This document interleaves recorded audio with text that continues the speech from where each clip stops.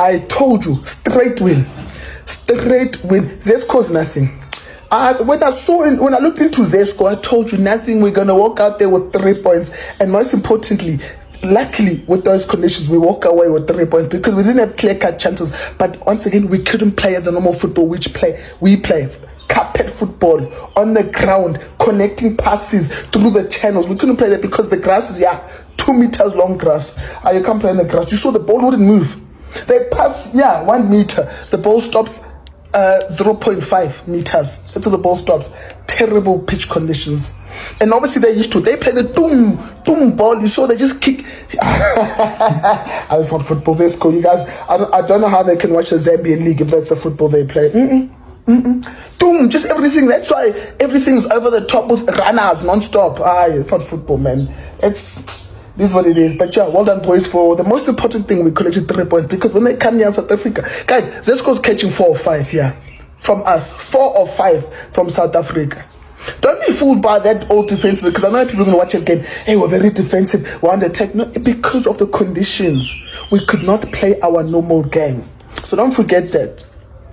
But Super Sport, we need to talk. I'm looking at you direct. We need to talk, Super Sport. Those commentators. Please, they added to the flat game. Those commentators nearly put me to sleep. They nearly put me to sleep, please. And I don't know if they're watching a different game to all of us. Calling the wrong players' names. I don't know what action they were calling half the time, saying the keeper, I think one of them, the keeper made a save and the ball hit the post for the Modi goal. So I was like, hey man, what are they watching? And then the one they were like, why? From the corner we scored. And they were like, the goalkeeper had caused an unnecessary corner. The keeper's trying to keep the ball in because the Zesco guy deflected the ball. It was going out for a corner. The keeper tried to keep it in. So I'm like, what is he saying? So please, Super Sport, those guys, they need to brush up on their commentary. Anyways, back to the game. 3 points in the bag. Well done, boys. That's the most important thing. Defensively, very good. In attack, we need to discuss those attacking players because some of their touches, they can't even do the basics right. But most importantly, we walk away with 3 points. Well done.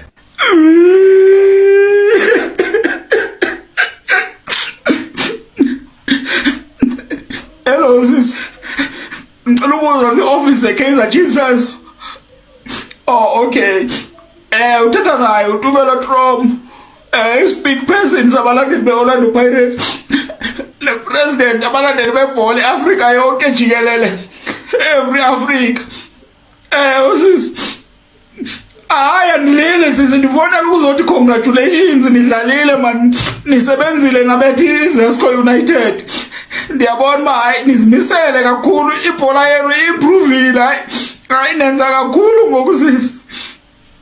Andilili, ndixelela nje ndizothi congratulations.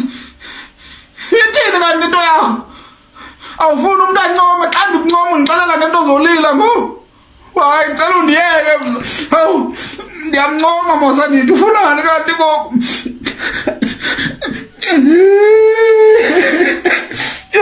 Right. Akonto ndimoshela usuku engathi kukuwina kweChiefs. Ungasho wethu, ungaqala usho wethu ukuthi badla ukudla kwabo. Ungaqala usho ngoba next week bazophinda futhi neZesco. leZesco elahlile. Hayi ngoba ilahlile. Namhlanje igame plan yeZesco asikaze siyibone. Yini bazunyiwe. Mfethu, bavele babanjwa ngeGerman hand isuka. iKaizer Chiefs iyathola iwinning goal izisuka ngomzuzu ka2. iChiefs they were already leading. Courtesy of igoal laka Upule Modi, understand? So into engididayo ukuthi game plan yeKaizer Chiefs isheshe yavela ya execute futhi to perfection. You understand? They just wanted to win the game. Ukuthi kanjani kabi kahle kamnandi, they didn't wanna play fancy. You understand? They just wanted to win away from home. Cabanga mfethu, grabbing 3 points away from home. It's huge. We kept Confederations Cup. You understand? Because you're looking at El Masri Elite Group in a 6 points. You're looking at Zamalek number 2 in a 4 points. iKaizer Chiefs, they absolutely needed a win namhlanje, and guess what? They did just that. You understand? Istrategy nomfethu sabo bekukora kuqala bese be manage game. bakwenza lokho, you understand, and bayisheshe kakhulu ukukora iKaizer Chiefs. But kwiZesco ungaze uthola mhlawumbe iZesco iyabheda mfethu, iZesco ayikho indaba yeZesco ifike kanjani lana, no mfethu, calm down. Asikaze sakwazi ukubabona ukuthi iZesco isiphathile because bavele batatazeliswa from umzuzu wokuqala, understand, bavele nje bathuka baphele egameni baphuma after conceding that goal, yabo. Nakhona mfethu, what kind of defending was that? Yabo lento ukuthi egameni once urefresha impempe umdlalo usuqalile bafana bakithi, once urefresha impempe umdlalo usuqalile, understand. Lento ukuthi uzoshisa wena ngathi injini ka diesel, hayi ayisebenzi, awusikhuphula amafutha la, understand. So mfethu iKaizer Chiefs, they knew what they wanted and they did just that, they got just that, understand. So mfethu, I would like to say congratulations to iKaizer Chiefs. Next week mase sebeyishaya iZesco, I know bazoyishaya iZesco la eMzansi, sebengasekho under pressure, seberelaxile bazoyishaya iZesco, ayikho umsangano. Mase beyishayile ke njosho ngithi shona wethu iyadla impofu idla ukudla kwayo, you understand, because bobe sebukudla kwayo lapha impofu, awukazi ushaya away and home. Kodwa sokubona lokho kwiZesco bazobhubhudlwa home and away. iKaizer Chiefs namhlanje ihleli ku number 3 kwazise isele ngemuva ngegoal difference lapha ya kwiZamalek. So engakusho ukuthi le group isivile yaphenduka igroup of death. Now ama-team angenze kadlule 3, Kaizer Chiefs, Zamalek and El Masry. La ma-team omabili awase-Egypt ayadlala ke namhlanje ebusuku ngo-9. Congratulations Bafana. Full-time score Kaizer Chiefs 1, Zesco United 0. Well, angikho happy nge-performance namhlanje, but ngihappy ngama-results. I won't lie, ngihappy ngama-results. Let me explain. Okuhle ngale win sisi number 3, sina 4 points, si-tied neZamalek. Hopefully Zamalek iyashawa or iyadraw namhlanje, sikhona bengebashiye ngegap enkulu. Al Masry isayibambile undefeated nga 6 points laphana. So yona ama-positives akhona ngale game. Another positive thing ngale game, ngizothanda ukuncoma lofana lo kwi-left back namhlanje, he was on fire. Uyena umuntu singasho ukuthi yena umuntu engasho singimbonile namhlanje, other than uModi obviously goal scorer yethu. But lofana lo kwi-left back ifethu, as I said kele game sasidlala midweek, uthi lo mfana lo nobaba kawaze washo wathi lo left foot uphethe something. And in the case ngiyangijabulisa ukubona i-explorer ngalofana lo kwamanye ama-positions, because he's too young, anga-convert abe left back. And udlale kahle kakhulu namhlanje ze left back, udlale kahle kakhulu. Tracker back ebewina ngisho ama-aerial duels emfishane kanje, amabhola ngaphezulu ubefight, ubexuma ahead kwamakhono, benza konke lofana lo. Amazing performance kuyena as a left back, amazing performance. Makiya phambili beya phambili, makumele ku-track back abuye back, amazing performance. Angazi ubani man of the match, mhlawumbe uModi, or if bengayena uModi mina ngiyamphika kanye no goalkeeper wethu. Ekugcineni kosuku, like it or not, Brandon Peterson is the best goalkeeper kwi-PSL this season. And every game is showing it. Uphenduka uKothwa wethu ngamanye amazwi, because each and every game is gonna make that crucial save. We should no man, this goalkeeper is alive. Hayi ngoba his goalkeeper is alive. Kodwa futhi credit to i-defense na yakwazi ukuthi ivimbe amabhola angaba crucial to uyena uBrandon Peterson. Kodwa uBrandon Peterson 1v1 uyakuvimbela.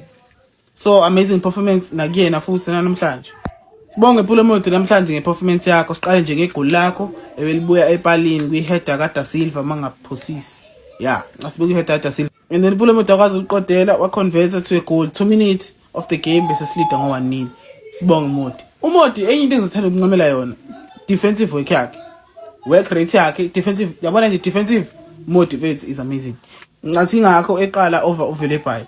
Last game benga understand ukuthi why eqala uModi over uVelepai, but this game yaphinda futhi ngiyeza mina myself ngendlela ade ngibuka ngayo uPulemodi uperforme kahle kakhulu namhlanje, performa kahle kakhulu because be tracker back. Awona futhi lento ama-winger ukuthi ama-winger ama-forward kuphela awa defend inonsense leyo. I-winger lenza konke egroundini.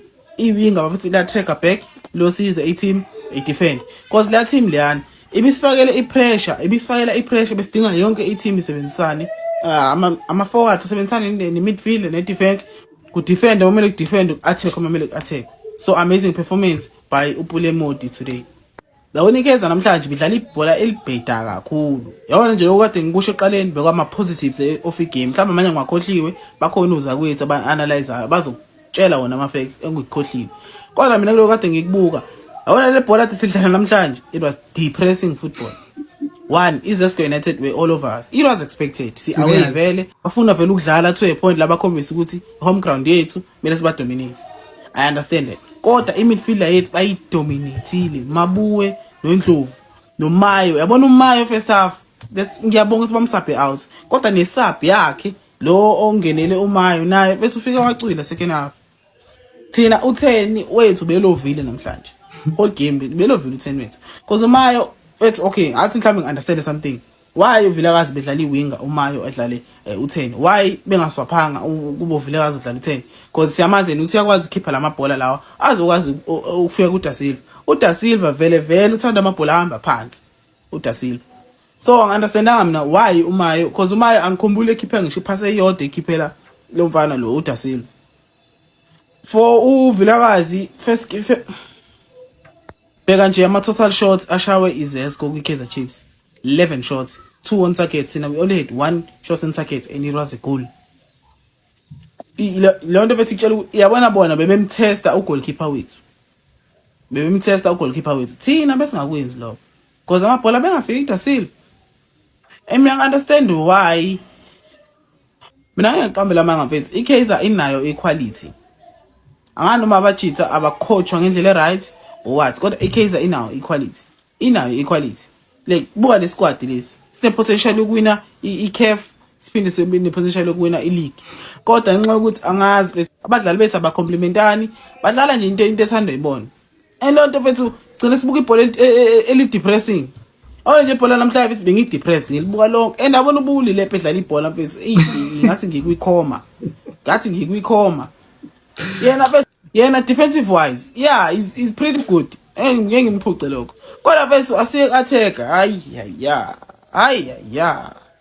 kodwa mfethu baningi abadlali mfethu eksamele ba-improve la kwiKaizer. Mfethu azi bengithi sesidlulile kule phase le.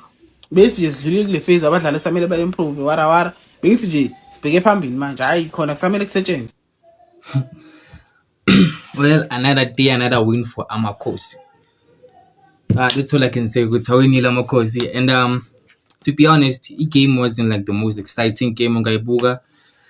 Like it was really boring, like way boring. But in the important Champions League, you win. Like in the important Champions League, you win. And I think if we look at Sibonile from Sundowns, we would see Ipole League Champions League Alexis Ngaluzo. Ungadlala lonke ibhola, but teams othola like literally one chance and seven ama champions of iCAF. So when it comes to Champions League, we're not expecting ukuthi silibone dominate itiki-taka, just get the points ubuye ekhaya. Next time befike ekhaya batrapa futhi bayahamba. It's simple, dog. It's simple. And to be honest, as much as I'm a Paris fan, I am vouching for Chiefs ukuthi iye all the way to the semis or the finals. Mainly because angifuni behluphe kwi-league labantu bra. I don't need Chiefs. I don't need to be competing with Chiefs kwi-league. No, focus on the Champions League. In fact, like no focus because if they get knocked out, then looking at how Chiefs you win. In fact, no matter how bad they play, they'll just win 1-0, 3 points. So I need dingy local, but I need Chiefs to go to my semi, my final. Even if they win, still about to start. So I don't care. But I think be confident but focus then illegini screws it nicely, bro. Because it's sometimes right now hip hop. And even though Chiefs na hip hop, but I'm looking at Chiefs like Chiefs might be a threat because by underestimate or by undermine we league, you know. But Chiefs is number 3, and it's not like Chiefs is selling on my point. It's literally number 3, bro. So I need Chiefs to not get eliminated. Because sometimes Zamalek yadlala, and if they win, like 6 points. So the Chiefs is fucked. You guys need to pray with Zamalek namhlanje draw or idliwe. But if you win, then you guys are fucked because I don't see you guys going to Egypt and beating Zamalek Egypt. You couldn't beat them, so you can't expect to go to Egypt and beat Zamalek. Even though it's not like Zamalek like Dalaisha, but it's still Zamalek. So that's all I can say for you, Keman. It wasn't the most exciting game, but a win is a win for Makosi. And shout out to Makosi for winning, bro. That's all I can say. And please, guys, subscribe, comment, share, and just stay tuned for more videos. As for supporting any so far. And